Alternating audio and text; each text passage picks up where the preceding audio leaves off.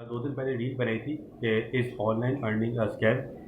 तो मुझे 1-2 मैसेजेस आए थे और क्योंकि वो रील की रिक्वायरमेंट थी कि छोटी सी रील बनानी थी, तो उसमें मैं बहुत सारी डिटेल्स को एक्सप्लेन नहीं कर सका था। तो मैंने बोला कि एक वीडियो बनाई जाए थोड़ी सी कॉम्प्रिहेंसिव, जिस पर बात की जाए कि ऑनलाइन अर्निंग के स्कैम से और फ्रॉड से किस तरीके से बचा जा सकता है, और किस तरीके से जो है ना उसको रिड्यूस किया जा सकता है। क्योंकि बहुत सारे लोगों का एक क्वेश्चन था और 1-2 लोगों ने मुझे मैसेज किया कि हम लोग स्कैम हो गए हैं और अब हमें काम छोड़ दिया, ये सारी चीज़ें। मैंने बोला वीडियो बनाकर थोड़ा सा एक्सप्लेन किया है। देखिए, बात यह है कि आप जैसे फिजिकल काम करते हो ना, वैसे ही ऑनलाइन काम के अंदर भी फ्रॉड होता है, ठीक है, स्कैम होता है। मैं इससे डिनाई बिल्कुल भी नहीं कर रहा कि ऑनलाइन अर्निंग के अंदर जो है ना वो आपको स्कैम नहीं होगा या आपका फ्रॉड नहीं होगा। नहीं, ऐसा नहीं है, होता है। लोग वही हैं, उन्हीं लोगों के साथ आप काम कर रहे हो तो स्कैम तो होता है, ठीक है। अब बात यह है कि 2 ऑप्शन है, या तो उस काम से भाग जाओ, ऑनलाइन अर्निंग से काम भाग जाओ कि भाई स्कैम है मैं नहीं कर रहा, या आप अपने वेज ढूंढो जिसके थ्रू जो है ना वो आप स्कैम को मिनिमाइज़ कर सको और आप जो फ्रॉड है उसको जो है ना आप मिनिमाइज़ कर सको, अपने आप को बचा सको। अब ये कैसे पॉसिबल है? देखिए, जब मैंने 4 इयर्स पहले ऑनलाइन अर्निंग के साथ काम स्टार्ट किया था और मैं डिफरेंट वेज से ऑनलाइन अर्निंग के साथ एसोसिएटेड हूँ अब तक। तो मैंने जब स्टार्ट किया था तो मुझे भी स्कैमिंग का सामना हुआ था, मुझे भी फ्रॉड्स का सामना हुआ था। पेमेंट्स नहीं मिल रही थी टाइमली, बहुत ज़्यादा मिन्नतें करनी पड़ रही थी, 1-2 लोग पेमेंट लेके भाग गए, बहुत सारी चीज़ें थी, बहुत सारी चीज़ें। मैं आपको गिरा भी नहीं सकता, ऐसी-ऐसी चीज़ें हो रही थी जो मुझे लग रहा था कि ऐसा भी होता है। लेकिन पीछे नहीं हटा, रुका नहीं, लगा रहा कि ठीक है, अगर 2 लोग फ्रॉड कर रहे हैं तो 2 लोग पैसे दे भी तो रहे हैं, 2 लोग अगर स्कैम कर रहे हैं तो 2 लोग मेरे साथ काम कर भी तो रहे हैं। तो जब मैंने ये चीज़ देखी कि लोग काम कर भी रहे हैं और स्कैम हो भी रहा है, दोनों चीज़ें चल रही हैं, सिर्फ स्कैम नहीं हो रहा, तो मतलब ये कि कहीं ना कहीं अगर उसको मैं मिनिमाइज़ करूँ तो शायद मैं उससे बच सकता हूँ। जब मैंने ये चीज़ सोची ना, तो फिर मैंने जो है ना वो ऑनलाइन अर्निंग की तरफ अपने आप को ज़्यादा इन्वॉल्व कर लिया। और दूसरा ये कि मैंने वेज ढूंढे जिसके थ्रू मैं इन चीज़ों से बच सकूँ। देखिए, सबसे पहले पेमेंट का इशू आता है, पेमेंट के अंदर स्कैम आता है या फ्रॉड आता है। तो आप अपने आप को बचाने के लिए सबसे पहले तो ये करें कि आप अपफ्रंट पेमेंट 100% मांग लें क्लाइंट से, ठीक है। ये एक आइडियल सिनेरियो है, बहुत सारे केसेस में अप्लाई होता है, बहुत सारे केसेस में अप्लाई नहीं होता है। तो ये हो गई एक चीज़। अब अगर क्लाइंट बोला नहीं, मेरा आप पे ट्रस्ट नहीं है और मैं जो है वो आपको 100% फुल फ्लैश पेमेंट नहीं दे सकता, तो इन दैट केस आप फिर क्या करो कि आप 50% मांग लो क्लाइंट से। 50% लाजमी मांगना, क्योंकि आप काम कर रहे हो, कल को आपको पैसे नहीं मिले तो आपके एटलीस्ट 50% तो सेव हो जाए।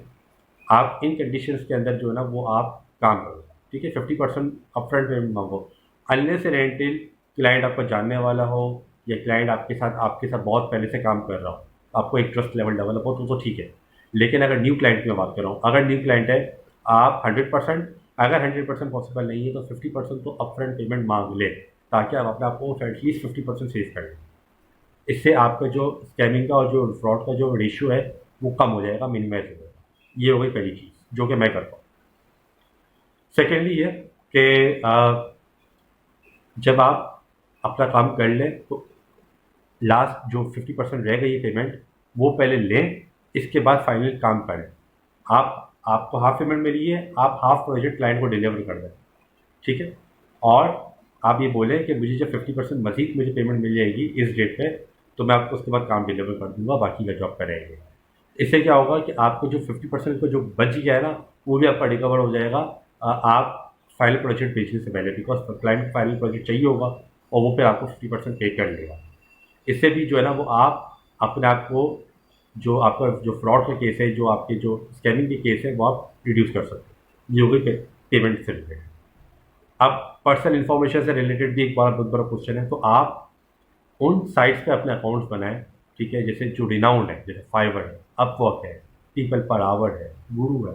ऐसे बहुत सारे प्लेटफॉर्म्स हैं जो रिनाउंड है, freelancer.com है, जो रिनाउंड प्लेटफॉर्म्स है, आप वहाँ पर अकाउंट बनाएं, ताकि आपकी पर्सनल इन्फॉर्मेशन के मिस यूज़ के चांसेस बहुत कम हो या ना होने के बराबर हो। बिकॉज ये जो प्लेटफॉर्म्स हैं ये बेसिकली रिलायबल है और इस पर बहुत सारे लोग काम कर रहे हैं। इसका मतलब ये है कि उनकी इन्फॉर्मेशन में मिस यूज़ नहीं हुई है, तो आपकी इन्फॉर्मेशन में मिस यूज़ नहीं होगी, आपकी इन्फॉर्मेशन भी किसी थर्ड पार्टी को नहीं जाएगी, किसी और मसले मसाइल में नहीं पड़ेगी। तो जब आपने ये चीज़ देखी, इसके बाद आप अपने बैंक की डिटेल्स, आप अपनी पर्सनल डिटेल्स आप दे सकते हैं। तो कोशिश करें कि लेजिटिमेट प्लेटफॉर्म्स पे और जो जीनियन प्लेटफॉर्म्स है उस पर अपने अकाउंट बनाएं और उस पर काम करें। मैंने आपको एग्जांपल दे दी है, फाइवर है, अपवर्क है, गुरु है, पीपल पर आवर है, freelancer.com है।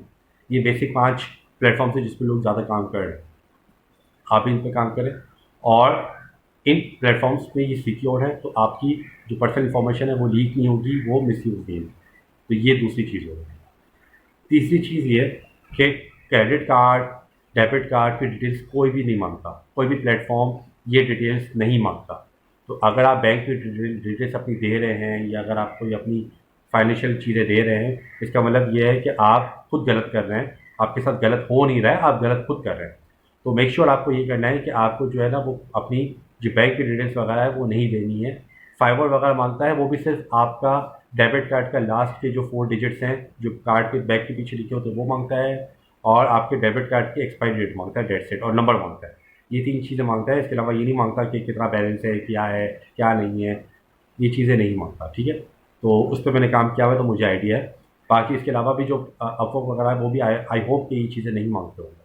तो आप इन प्लेटफॉर्म्स की तो बिला झिझक आप देख सकते हो।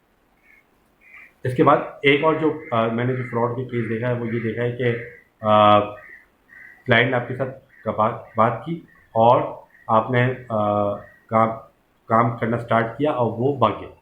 ठीक है, वो आपको नहीं आया और आपकी जो शुरू की आपने पेमेंट ले ली है एडवांस, उसके बाद आपकी पेमेंट नहीं मिली। उस केस में फिर आपको ये करना है कि आपको जो अपना जो प्रोजेक्ट है या तो आप उसको सेल आउट कर दो।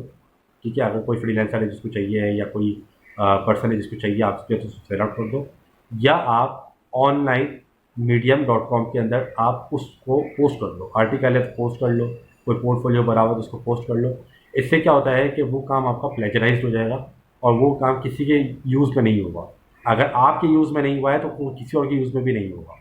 तो अगर क्लाइंट आपका काम लेके भाग गया है या आपसे नेगोशिएट करके भाग गया और आपने वो काम कर दिया है, तो इन दैट केस आप उसको ऑनलाइन मीडियम्स के अंदर जो है ना वो आप पब्लिश कर दें ताकि वो प्लेजराइज्ड हो जाए, ऑनलाइन हो जाए, और उस केस के अंदर जो है ना वो आपको पैसे तो खैर नहीं मिलेंगे, मैं ये नहीं कह रहा आपको पैसे मिल जाएंगे, लेकिन आपकी जो काम की जो रिकवरी है वो बच जाएगी, वो किसी के हाथ नहीं चली जाएगी।